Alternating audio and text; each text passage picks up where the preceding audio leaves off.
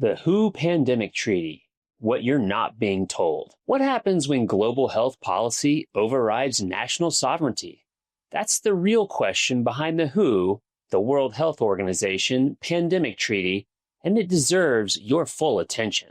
Imagine a global agreement that could influence how your country responds to future health crisis. An agreement that might affect decisions on lockdowns, vaccine rollouts, and even the freedom of movement. This isn't a plot from some dystopian novel. This is the reality of the proposed WHO Pandemic Treaty. And it's not getting nearly the attention it should. Remember, the media wants you in fear, not informed. In April 2025, WHO member states released a revised draft of the treaty after years of negotiation. On paper, the goal sounds reasonable.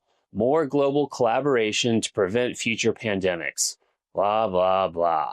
But dig deeper, and the actual language used in the plan raises some serious questions. According to a recent analysis out of New Zealand, the updated treaty has lost its ethical focus.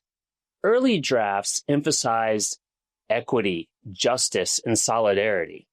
But those principles, they've now been sidelined.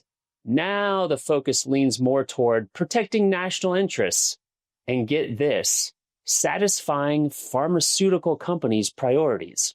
The shift is subtle but significant, and it begs the question, who really benefits when the global treaties get rewritten this way? One of the biggest concerns is the potential power this treaty gives the WHO during a public health emergency.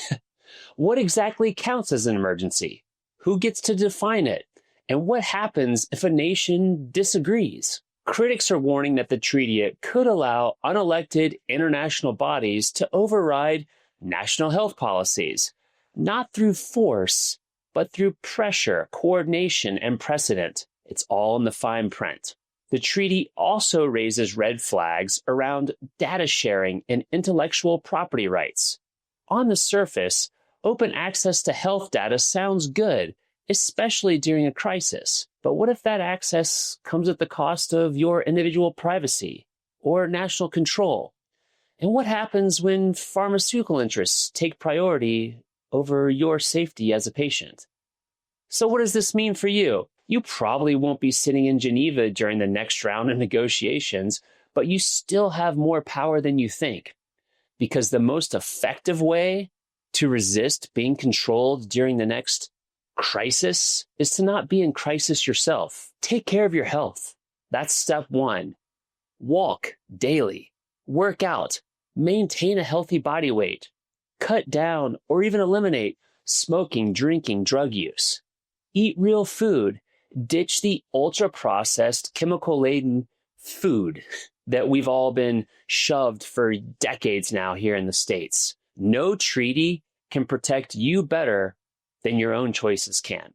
And step two, think critically, because when the next pandemic hits, and there will be a next one, as Bill Gates has already told us, it won't just be a virus spreading.